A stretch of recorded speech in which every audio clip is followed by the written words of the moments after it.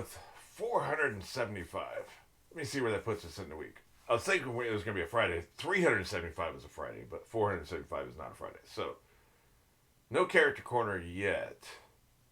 But I'm ruminating on some thoughts about what I'm going to do next time I do the character corner. But we're not there yet. Let's go and get into this. You know where we are, and you know where we're going. 3, 2, 1.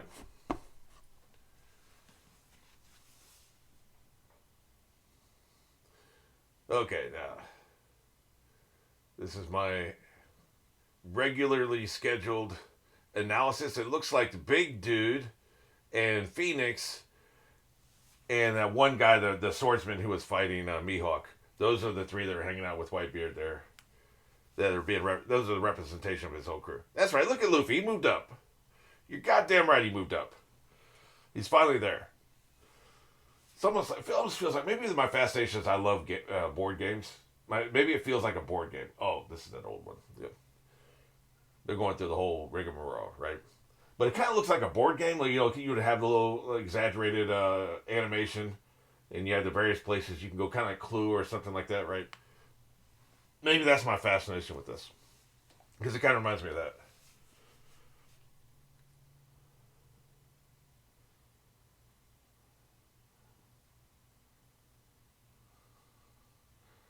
Man, these dudes are a damn problem.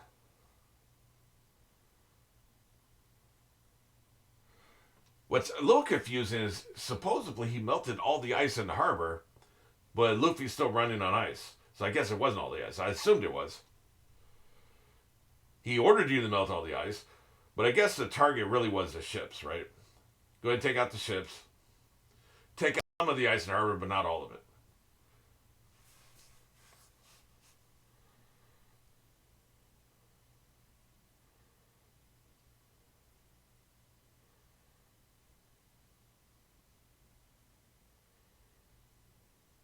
Yeah, man, it's heartbreaking. You hope the plan's going well, bitch ass.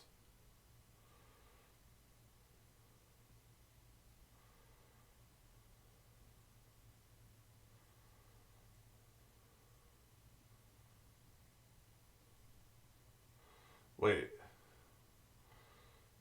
I don't. Maybe I was talking, but I don't remember him saying that last episode. I thought that was earlier. He said that. I think they're just cross-cutting stuff together. That may want to do. Because I remember him asking for a favor, but I feel like that was like not last episode, right? Sarcastic bitch. That's right. He's going hog wild. He don't care if you're an admiral, a seaman first class, a deck swabber. He don't care what you are, what your rank is, what your power is. That's right. Gum gum stomp you out.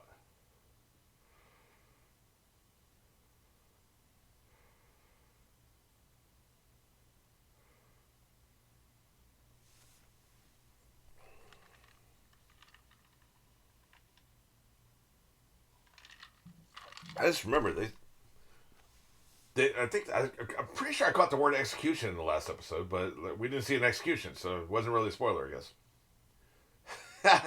Here's some ice. He's going hog wild, man.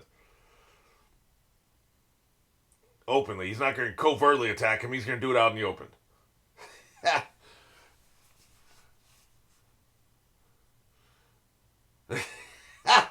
That's right. Here's some ice. Now he's going second gear. Oh, he went past him. Screw him. His job isn't to fight them. That's what I'm saying. They're going to snatch him back. Maybe he's not being sarcastic and I'm just taking it the wrong way. I don't know. Here's the thing, though. He can move so fast, right? It's really hard to get past him if he can move that fast, right? So that is a problem. That was the same problem we had with Kuma because he could teleport. I was talking about one time. I was talking about them running away from him. You can't run away from him if he can teleport. You could be all the way down a mile away. Pff, there he is. Right? What are you gonna do? So that is a damn problem. I don't know how you get around that. Dump water on him, I guess.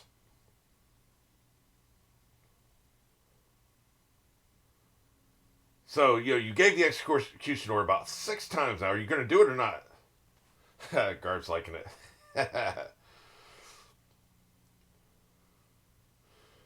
I guess I keep getting distracted by attacks, right?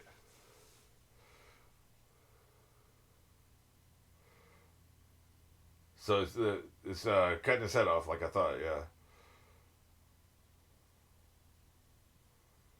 You ain't got the guts, show. You ain't doing it. Something's going to stop this.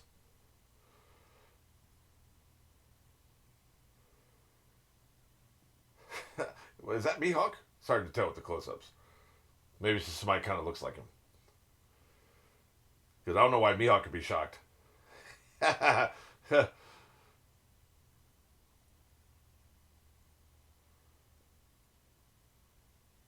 You cliffhanging assholes. I don't believe it.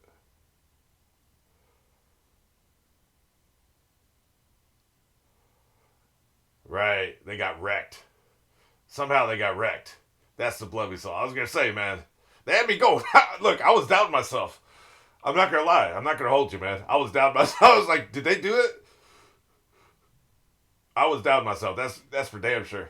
But okay. Okay. This is acceptable. So Crocodile did it. Really? Was it him? No shit. Yeah.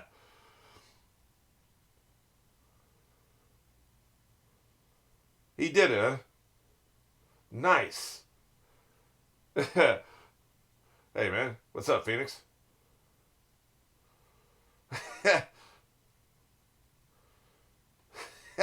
Jimmy just floating talking. The winds have changed. You keep everything nautical, don't you, Jimmy? I love that dude. Yeah, old dying buzzard. Interesting. I can't believe it was Crocky. He hates the Navy even more than he hates Whitebeard. No shit. Well, he's made out of sand. He's not dead. He'll just grow a new head, right? Yeah.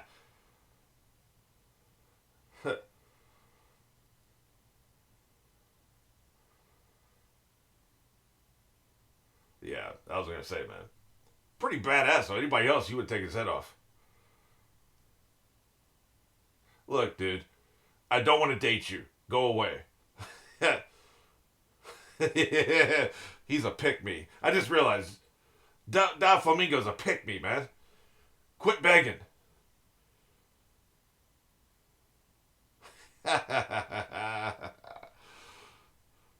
He is pissed. They got me with that blood in the air. Man, I was doubting myself. Never doubt myself.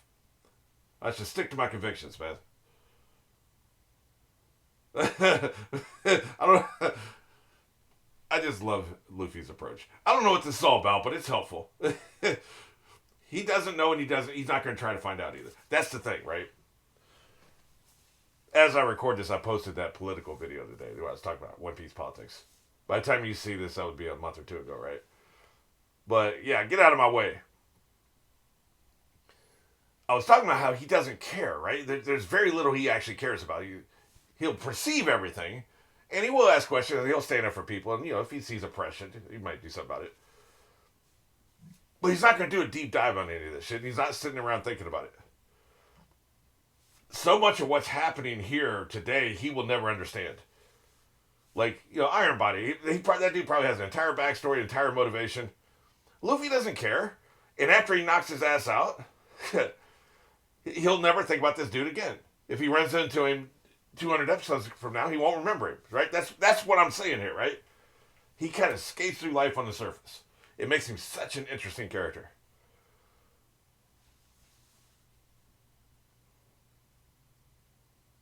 He's coming for that ass.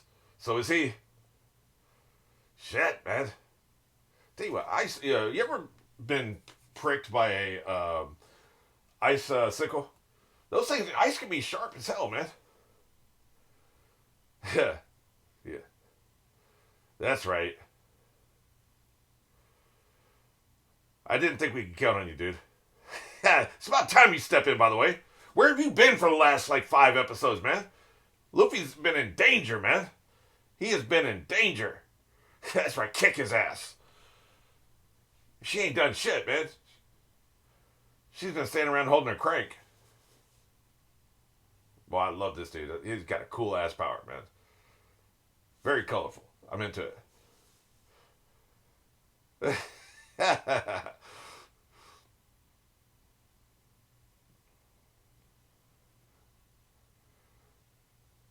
That's right.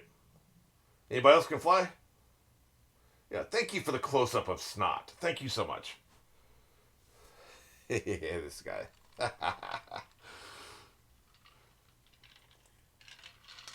I've only had a visual reminder of what his rank is. Thank you for explaining how you did this, right?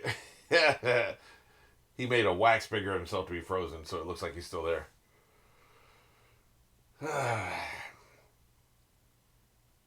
I guess this is their way to literally put Buggy and his crew on ice for a while. They ain't got time for you. We have to get new executors out there because we just lost to them.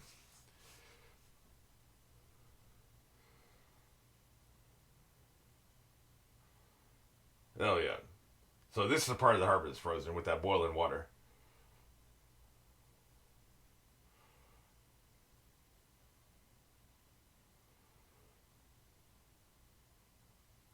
Yeah, they're acting strangely. Any more details than that? That could mean anything. You could mean that they're dancing. They could be shoving ice up their asses. Acting strangely could mean anything, man. More details. Okay, look. So the ice is just around the edges now.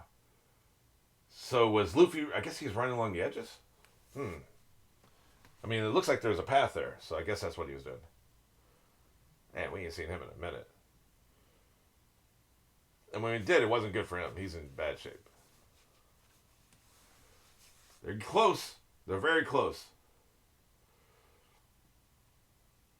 Are you really crossing the sea? I'm not trying to nitpick, but like, you know, you're in a harbor right now, so.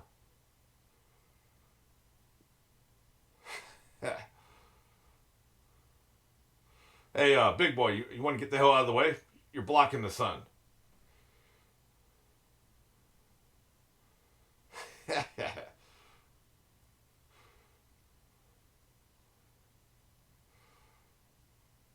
Man, it's just such an overwhelming level of firepower and force, and you know, even the street level Marines are a problem right now with the cannons and the rifles and shit, right? Jesus, a lot of the street level pirates are dead. God knows what the end of the body count's going to be at the end of this. Well, obviously the small fries will die. It's just I don't think any big major player is going to die.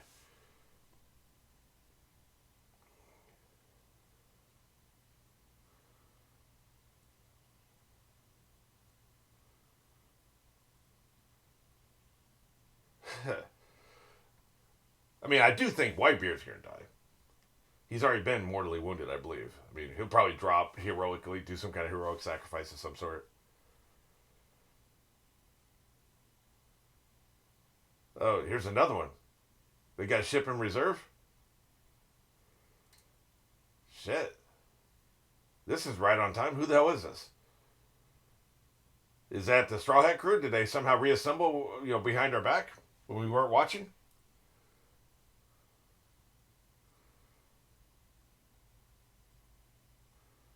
Who is that? I couldn't make out the flag.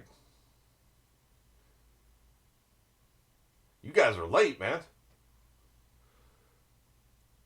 I was saying they need reinforcements, but who is this? Look, I can get all cast aside. That's a lot of people falling away. Also, seems like a really big ship. Jesus.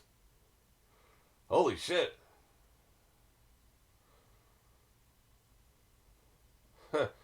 Hey, man. Is it going to land in the plaza? Yeah, we got a major problem here. They came in late, man. Who is that? Is that another? That looks like another Moby Dick. They were waiting down there. Shit. You weren't expecting this.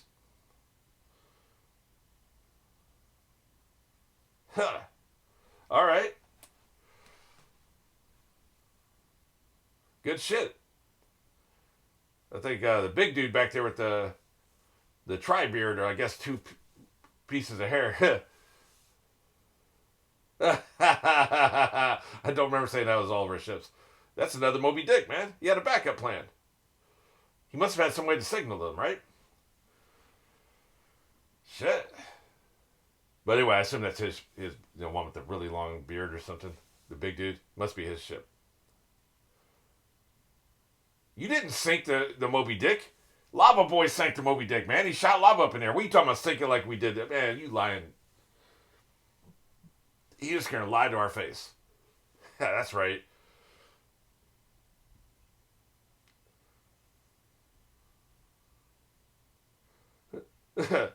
Just follow orders. That dude gonna question orders, huh? He's gonna lift him up. He's gonna lift him up and put him in the plaza. That's why. Yes, that's why Whitebeard said be ready. That's what he's gonna do. Holy shit! This was all part of the plan, man.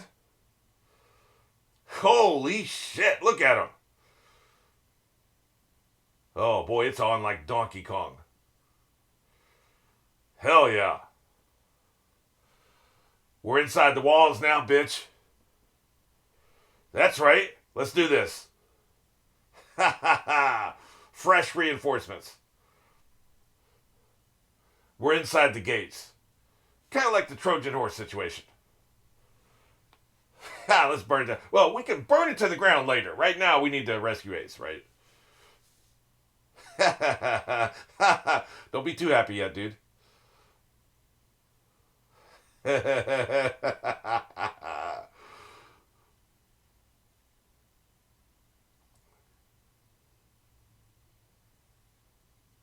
They're not trapped in here with you. You're trapped in here with them. They were ready to kill that subbitch too, man. He's about to drop dead now. We need him this one last time. Maybe that's why he hadn't called the ship, because the plan was orders to move it over there, and now they thought he's dead, right? When he got back up, that's when he signaled the ship to come up. Yeah. One last hurrah.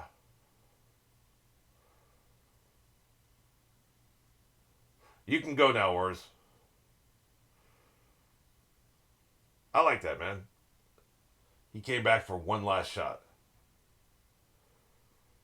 Assuming he killed about 10,000 Marines right there. Because it seems like they're covering the entire plaza, so.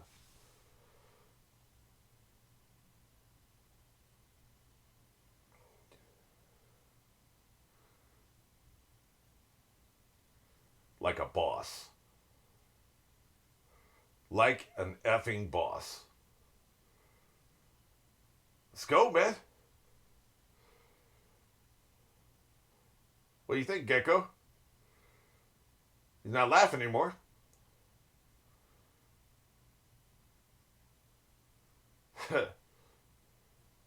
Tilt the earth again. That was really cool. I'm just going to land right in the middle of all of y'all. Is that okay? Just land and knock some people over, man.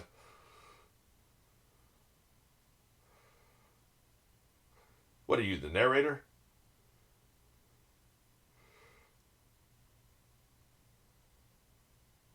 I'll take care of this business. Let Rover take over. He's about to tilt the earth. I don't know what the hell that is. Some more of his tremor shit, I guess. That's right. It's raining Marines. They got people just flying past them.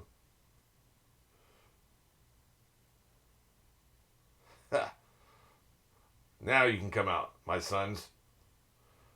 Who's a little munchkin with the neon jersey? Yeah. Everything must go. You had your chance to give us what you want. Now we're not going away.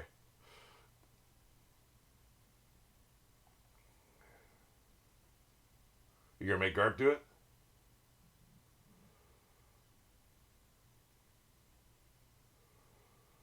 Yeah, no shit. It's time to fight.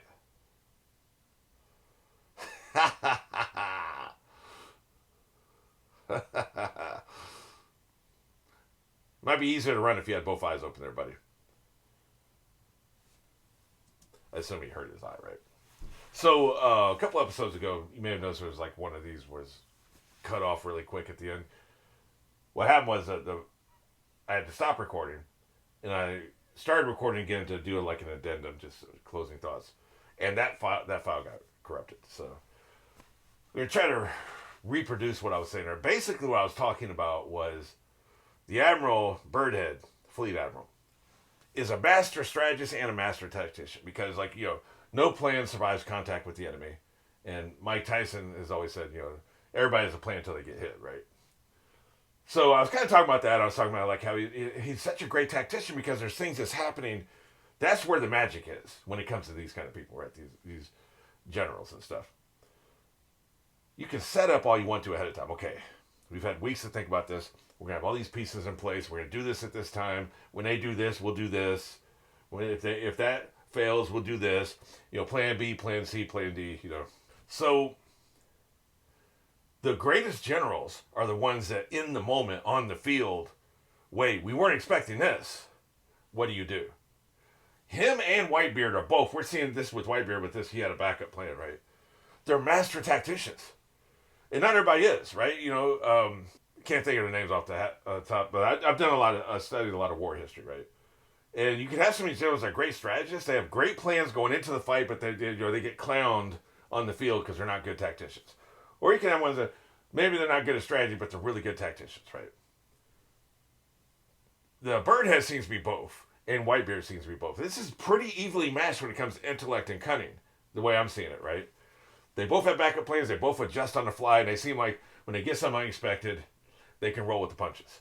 Both of them. So that's what's so great about this. We're seeing the ebb and flow of the battle, right? Like, this really does feel like a real war from what I've been studying. Because there was Gettysburg, I think, was like 3 days. A lot of the European conflicts, World War I and World War II, early World War I, you would have, like, when you have movement before they dug into the trenches, right? There would be these things where, like, you would have a war last a day and a half, 2 days. We get reinforced, and that keeps the war going. And you get reinforced, that keeps the war going. And here comes a third party we weren't expecting, and that keeps things going. And you have the ebb and flow, and sometimes these people are awake for like 13, 16, 18 straight hours, 24 straight hours fighting without any rest, and it's the first person to make a mistake because they're exhausted. This conflict, they said a little while ago, it had been 90 minutes. It's probably been at least 2 hours now. I think we're in the final hour. I don't think it's going to go past 3 hours. But who knows, man? It's like, I just love the ebb and flow of it, is what I'm saying. It really does feel like it feels like this is a documentary of a conflict that really happened.